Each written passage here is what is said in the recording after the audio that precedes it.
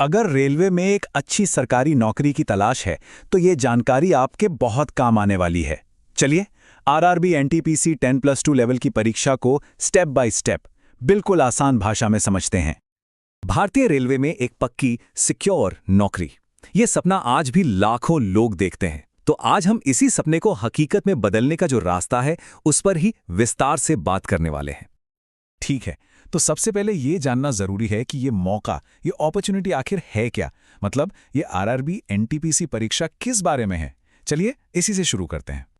तो देखिए, RRB NTPC का पूरा मतलब है रेलवे रिक्रूटमेंट बोर्ड की नॉन टेक्निकल पॉपुलर कैटेगरीज परीक्षा। जैसा कि नाम से ही पता चल रहा है, ये परीक्षा रेलवे में कई तरह के नॉन टेक्निकल यानी गैर तकनीकी पदों को भरने के लिए होती है। और जब हम 10+2 लेवल की बात करते हैं तो इसमें कई तरह के पद आते हैं, जैसे junior clerk, accounts clerk, junior time keeper से लेकर कॉमर्शियल कम टिकट क्लर्क तक। हर पद का अपना एक अलग पे लेवल और काम होता है। तो अब अगला सवाल जो मन में आता है वो ये है कि क्या मैं इस सफर के लिए योग्य हूं? चलिए अब जरा इसकी एलिजिबिलिटी यानी पात्रता की शर्तों को ध्यान से देख लेते हैं। सबसे पहली और सबसे जरूरी चीज वो है पढ़ाई। इस परीक्षा में बैठने के लिए किसी भी मान्यता प्राप्त बोर्ड से 12वीं या जिसे इंटरमीडिएट कहते हैं वो पास होना जरूरी है। ये इसकी बेसिक क्वालिफिकेशन है। अब बात करते हैं उम्र की। तो अप्लाई करने के लिए कम से कम 18 साल का होना जरूरी है।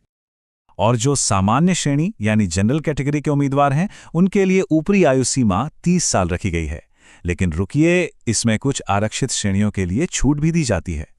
जी हाँ, आरक्षित श्रेणियों के लिए ऊपरी आयु सीमा में छूट का प्रावधान है। जैसे ओबीसी उम्मीदवारों को 3 साल की, SC/ST को 5 साल की और दिव्यांग उम्मीदवारों को 10 साल तक की छूट मिलती है। अच्छा, अगर योग्यता की शर्तें पूरी होती हैं तो अगला पड़ाव है सिलेक्शन प्रोसेस को समझना। ये एक सीधी भर्ती नहीं है, इसमें कई चरण होते हैं और हर चरण को पार करना बहुत जरूरी है। ये पूरी प्रक्रिया मोटे तौर पर 5 हिस्सों में बंटी है। सबसे पहले होता है कंप्यूटर बेस्ड टेस्ट 1, जिसे CBT 1 कहते हैं। फिर आता है CBT 2। इसके बाद कुछ खास पदों के लिए स्किल टेस्ट होता है और फिर आखिर में डॉक्यूमेंट वेरिफिकेशन और मेडिकल जांच होती है।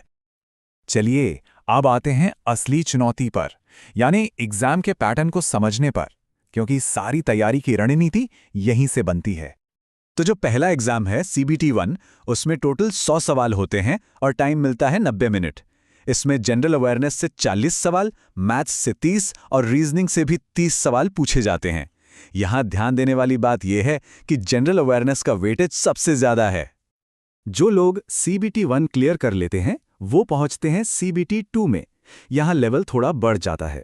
इसमें कुल 120 सवाल होते हैं, जिसमें जनरल अवेयरनेस के 50 और मैथ्स और रीजनिंग के 35-35 सवाल आते हैं।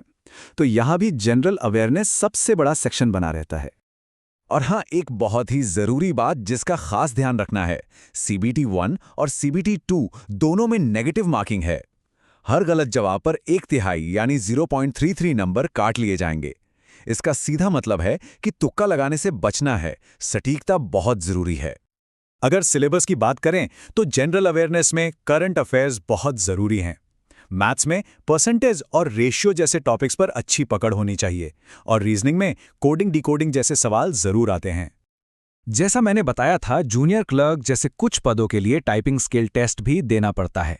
इसमें कंप्यूटर पर इंग्लिश में 30 शब्द प्रति मिनट या फिर हिंदी में 25 शब्द प्रति मिनट की स्पीड चाहिए होती है। यह सिर्फ क्वालिफाइंग होता है, इसके नंबर नहीं जोड़ते। तो इतनी सारी मेहनत के बाद सवाल उठता है कि इसका इनाम क्या है। चलिए अब सबसे दिलचस्प हिस्से पर आते हैं, सैलरी पर एक नजर डालते हैं। जी हाँ, सबके मन में ये सवाल तो जरूर आता है कि अगर सिलेक्शन हो गया तो महीने में हाथ में यानी इन हैंड सैलरी कितनी आएगी। देखिए, जो लेवल 2 के पद हैं उनके लिए शुरुआती इन हैंड सैलरी करीब 28,000 से 31,000 रुपए के बीच होती है। वहीं जो लेवल 3 के पद हैं, जैसे कमर्शियल कम टिकट क्लर्क, उनके लिए सैलरी लगभग 30,000 से 34,000 रुपए महीने तक हो सकती है। तो अगर ये सब सुनकर लगता है कि ये एक अच्छा मौका है, तो सवाल ये है कि शुरुआत कहाँ से की जाए। चलिए अब आवेदन करने की प्रक्रिया को भी समझ लेते हैं। आवेदन का प्रोसेस काफी सीधा और सरल है। सबसे पहले अपने रीजन की आरआरबी वेबसाइट पर जाकर रजिस्टर करना होता है। फिर ऑनलाइन फॉर्म भरकर अपने डॉक्यूमेंट्स अपलोड करने होते हैं और आखिर में फीस जमा करनी होती है। एप्लीकेशन फीस की बात करें तो जनरल और ओबीसी उम्मीदवारों के लिए ये 500 रुपये है, जबकि SC/ST, महिला और आर्थिक रूप से कमजोर वर्ग यानी EWS के उम्मीदवारों के लिए ये फीस 250 रुपये रखी गई है। तो अब जब पूरा रोडमैप सामने है, पद, योग्यता, सिलेक्शन प्रोसेस और सैलरी सब कुछ साफ है, तो असली सवाल ये है कि क्या ये करियर का सफर किसी के लिए सही रास्ता है? इसका जवाब तो हर किसी को अपने लिए खुद ही खोजना होगा।